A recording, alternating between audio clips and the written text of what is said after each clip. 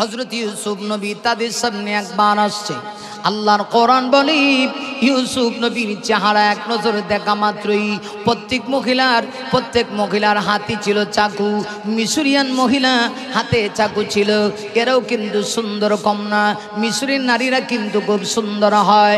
আল্লাহর কোরআন বলে ইউসুফ নবীকে এক নজর দেখে যে সমস্ত মহিলাদের হাতে চাকু দেওয়া হয়েছে, আমার ভাইরা সঙ্গে সঙ্গে চাকু দিয়া ফল কাটবে দূরের কথা। আল্লাহর কোরআন বলে ফালাম্মা রাআইনাহু আকবারনাহু ওয়া কাত্তানা আইদিয়াহুন্না ওয়া কুল্লা হাসালিল্লাহ মা হাদা বাশারা ইন হাদা ইল্লা মালাকুন কারীম।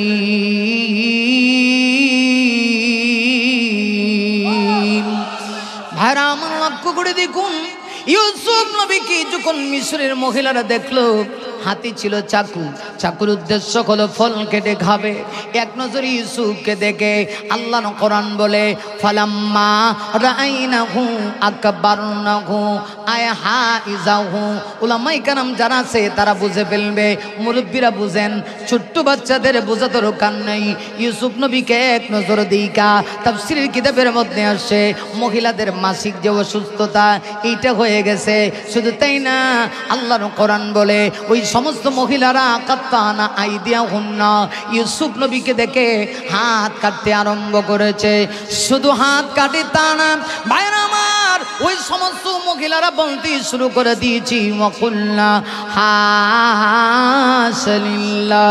এর একটা ব্যাখ্যা হলো আয়কাসামালিল্লাহ, মহিলারা আল্লাহর কসম করে শপথ করে ইউসুফ নবীকে দেখে ডাক দেয়া কয় জুলেখা রে মা হাদা বাশারা, ইউসুফ কোনো মানুষ না, তুমি এতদিন পর্যন্ত যার প্রেমে পাগল হয়েছো সে কোনো মানুষ না, তাহলে সে কি? ওই সমস্ত মিশরের মহিলারা বলে ইন্নাহাদা ইল্লা মালাকুন করিম, ইউসুফ হলো আসমানের এক সম্মানিত ফেরেশতা, মানুষ এত সুন্দর হইতে পারে না। এই যদি হয় ইউসুফ নবীর চেহারা দেখে মিশরের মহিলাদের অবস্থা, চেহারা দেখে আমার ভাইয়েরা হাত কাটতে আরম্ভ করে। আমাদের আম্মা জান আয়েশা সিদ্দিকা রাদিয়াল্লাহু আনহা বলেন, নূরে পৃথিবীর সন্তানেরা শোনো, আমার স্বামী রাহমাতুল লিল আলামিন কি পৃথিবীর কোন মানুষ যদি দেখতো আমার স্বামীর চেহারা এত সুন্দর, আমার স্বামীর চেহারা দেখে কলিজা কাটতে শুরু করতো। ইউসুফ নবীর চেহারা আল্লাহ এমন সুন্দর করেছিল, তামাম পৃথিবীর 16 ভিতরে 12 সৌন্দর্য আল্লাহ ইউসুফ নবীকে দিয়েছিল। কিন্তু আমার নবীর চেহারার তো কোনো তুলনা নাই। মিশরের মহিলারা তাফসীরের এক বর্ণনার ভিতরে আসে ইউসুফ আলাইহিস সালাতু ওয়াস সালামকে জুলেখা যখন ষড়যন্ত্র করে ইউসুফ আলাইহিস সালামকে প্রেম নিবেদন করেছিল, প্রেম আবেদন নিবেদন করেছিল, একটা পর্যায়ে এই খবরটা পুরো মিশরের ভিতরে পৌঁছে গেল। আমার ভাইয়েরা মনে রাখবেন, মহিলাদের কানে যদি কোনো খবর যায় এটা রেডিও টেলিভিশনে প্রচার হওয়ার আগে দ্রুত প্রচার হয়। আপনার এলাকার মহিলার কথা বলতেছি না, এটা আমরা সিলেট অঞ্চলের কথা বলতেছি। যে জুড়ে কইছেন আমার তো ডর লাগতেছে বাড়ি পর্যন্ত যাইতারেন কিনা, আমার ভয় হইতেছে তো, কারণ বাড়ি যাওয়া লাগবো তো, আমার এখানে দেখাইলে হইতো না। অনেক লোক আছে দেখবেন বেটা চেয়ারম্যান বাবারে আইঠে গেলে কয়েকজনের দিকা মাটিত লুটতে ভরে, কিন্তু বউ সামনে গেলে একটা নলটাল আলি ফেলান সোজা কথা কন না কেন? ঠিক আছে। আরে আমি আমার নিজের চাচারে দেখছি, আমার নিজের চাচা, এই চাচার খাওয়ারে পুরো এলাকা কাঁপছে, কিন্তু চাচায় বউরে দেখলে কাঁপছে। এই জন্য আমরা মাঝে মধ্যে যখন চাচারে কোনোভাবেই ঠিকঠাক করতে পারতাম না, শাশুড়ি দিয়ে ফার্ম দিতাম। ফার্ম বুঝেননি? ফার্ম দেয় না মানুষে, বলো যেমন ফার্ম দেয়, মানুষের ফার্ম দিলে ফুলে, এই জন্যে শাশুড়ি গিয়ে ফার্ম দিতাম। শাশুড়ি যদি কোনো রকম ঠিক করে লেছি, শাশির সামনে গেলই শাশি যদি খালি একটা কুদন মারছে শেষ। ঠিক কিনা জুড়ে বলে আমার ভাইরা? তো এই জন্য বলছিলাম, মহিলাদের কানে যদি কোনো খবর যায় টেলিভিশনে, এনটিভি আর এটিএন বাংলা আর কত বাংলা আছে, দেখবেন যে এইগুলা প্রচার করার আগেই পুরা এলাকা সরে যায়। আপনি গিয়ে যদি কোনো মহিলারে কোন যে আপনারা এটা কইছি সাবধান কইেন না, হে গিয়ে আরো 100 জন গিয়ে কইব যে আমি আপনারে কইছি সাবধানী কথা কইেন না। কিন্তু মুহূর্তের ভিতরে পুরো এলাকা এই খবর ছড়াই গেছে, ঠিক কিনা জুড়ে বলে। মিশরের এই যুগে ইউসুফ আলাইহিস সালাতু ওয়াস সালামের এই খবর, ইউসুফ আলাইহিস সালাতু ওয়াস সালাম তো জুলেখার প্রতি কোনো আকৃষ্ট ছিলেন না। জুলেখা নিজেই ইউসুফ আলাইহিস সালাতু ওয়াস সালামকে নানানভাবে আকৃষ্ট করার চেষ্টা করছে। শেষ পর্যন্ত নিজের পুত্রের মতো যাকে লালন পালন করছে, এর প্রতি আকৃষ্ট হইয়া জুলেখা কইছিল ওকালাত হাই তালাক, আসো তুমি আমার মনের কামনা বাসনা পূর্ণ করো।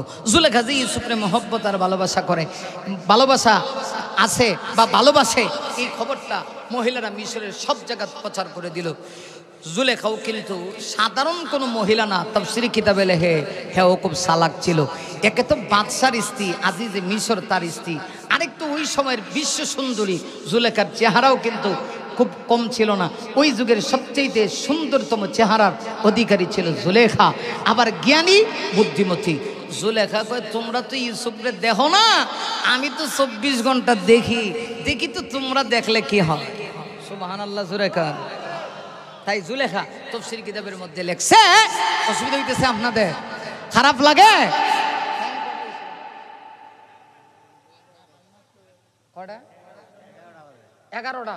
তাহলে তো সময় বেশি হইছে না, 12টা পর্যন্ত যাইতো নি না, অসুবিধা হইব। বিনয়ের সহিত বলছি বাজান, কেউ উঠবেন না। একেবারে যদি বয়স্ক লোক হয়, বয়োবৃদ্ধ লোক হয়, বয়স্ক লোক হয়, এটা ভিন্ন ব্যাপার, কিন্তু মাহফিলকে কেউ নষ্ট করবেন না। 1টা পর্যন্ত এদিকে থাকো, মরে যাবো আমি। 1.5 ঘন্টার উপরে ওয়াজ করি না। আমার আগের বক্তা যে চিল্লায় ওয়াজ করছে, আমি বয়া খালি শরীর কাঁপতাছে, কারণ আমি তো এই সিস্টেমে কথা বলি না, আমার তো ধারাবাহিক একটা আলোচনা সিস্টেম, নাইলে আমি কথাই কইতে পারি। আমার ভাইয়েরা, আল্লাহর দান, অন্ধ মানুষ আল্লাহ তারে দান করছে। এই কণ্ঠ কার দেওয়া নিয়ে আমার? হ্যাঁ আল্লাহর দেওয়া। আমি তাফসীর করতাম না, এটা ভিন্ন যোগ্যতা, কিন্তু কণ্ঠটাও তো আল্লাহর একটা নিয়ামত, এটাও তো আল্লাহর একটা দান। আমার ভাইরা আসুন, যেই কথা বলছিলাম, জুলেখা একদিকে বুদ্ধিমতী, আরেকদিকে বিচক্ষণ, আরেকদিকে বাদশার স্ত্রী। জুলেখা কয় দেখিছে তোমরা যে আমার বিরুদ্ধে এরকম গীবত শেখায়ত করো, যে ইউসুফের প্রেমে আমি বলছি 24 ঘন্টা আমি ইউসুফরে দেখি। হায় হায়, চেহারা কেমন! পৃথিবীর 16 আনা সৌন্দর্যের 12 আনা সৌন্দর্য। হ্যাঁ, এমন লোক দেখলে আপনারা আকৃষ্ট হইতেন না? মা কথা দিগুন না, এই মিয়া, এই লড়কের লাগা ধরো না, তুমি তো জোয়ান মানুষ, লড়লে তো সমস্যা। খুব খেয়াল। আচ্ছা রাগ করে না, রাগ করে না, হ্যাঁ বুঝে নেই, অসুবিধাও হইতে পারে, শরীর নড়াচড়া করার লাগে, 1-2 ঘন্টা বইয়া থাকলে কথা বুঝেন না। আর এত সোজা না মাহফিলে, আপনারা যেরকম সোজা মনে করেন, বিশেষ বক্তার পরে প্রধান বক্তার ওয়াজ খুব কম জায়গায় শোনে। এমনও মাহফিল আছে অনেক বড় বক্তা, ভিজিট 70,000, কিন্তু মানুষ বয়ে আওয়াজ করার সুযোগ হয় না, কিন্তু বেচারা 70,000 আগে দিনে লাগবে। আছে নিরম, বিরুদ্ধে বলছি না, কিন্তু মানুষ শেষ পর্যন্ত বসায় রাখা এটা মানুষের কোনো পাওয়ার বা ক্রেডিট না, আল্লাহ যদি তার তৌফিক না দেয়। ঠিক কিনা জোরে আওয়াজ করে বলে।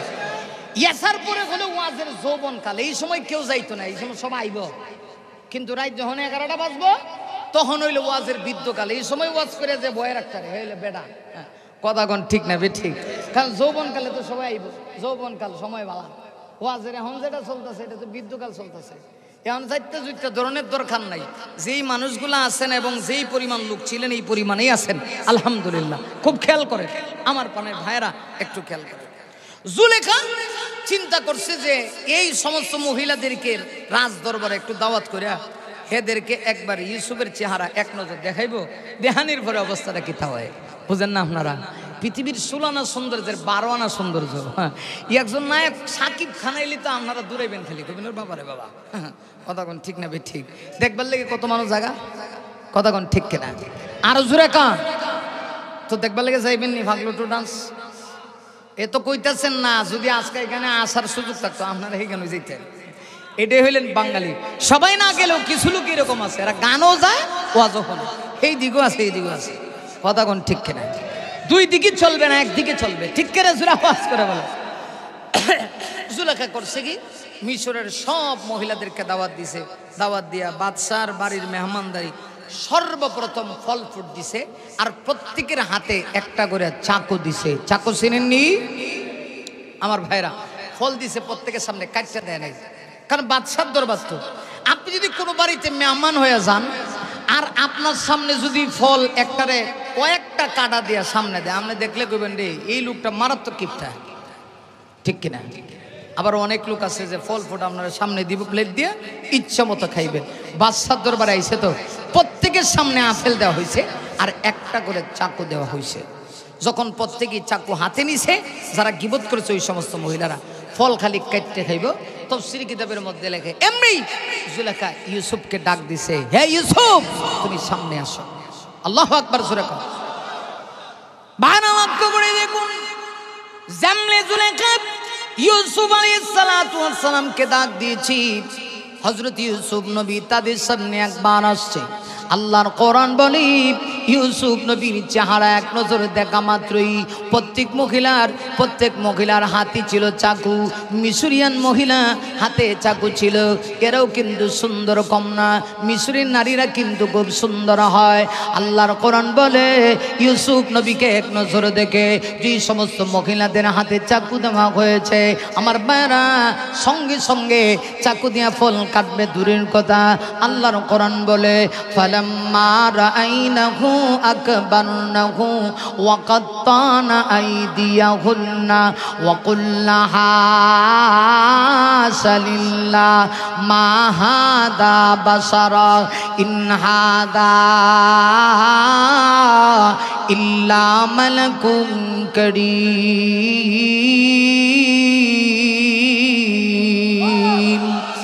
ভাইরা আমার লক্ষ্য করে দেখুন, ইউসুফ নবীকে যখন মিশরের মহিলারা দেখলো হাতে ছিল চাকু, চাকুর উদ্দেশ্য হলো ফল কেটে খাবে।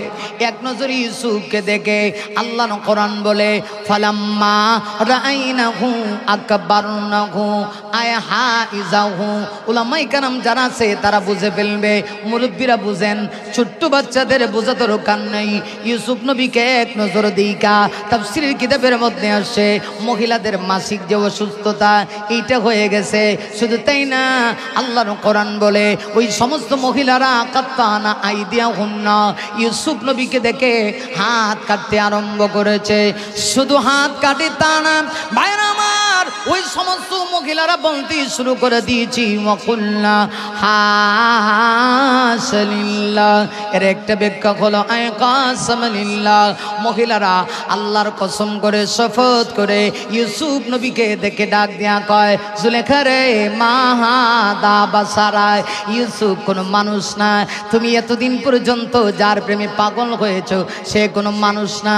তাহলে সে কি? ওই সমস্ত মিশরের মহিলারা বলে ইনহাদা ইল্লা মালাকুন করিম, ইউসুফ হলো আসমানের এক সম্মানিত ফেরেশতা, মানুষ এত সুন্দর হইতে পারে না। এই যদি হয় ইউসুফ নবীর চেহারা দেখে মিশরের মহিলাদের অবস্থা, চেহারা দেখে আমার বায়রা হাত কাটতে আরম্ভ করে। আমাদের আম্মা জান আয়েশা সিদ্দিকা রাদিয়াল্লাহু আনহা বলেন, নূরে পৃথিবীর সন্তানেরা শোনো, আমার স্বামী রাহমাতুল লিল আলামিন কি পৃথিবীর কোন মানুষ যদি দেখতো আমার স্বামীর চেহারা এত সুন্দর, আমার স্বামীর চেহারা দেখে কলিজা কাটতে শুরু করতো।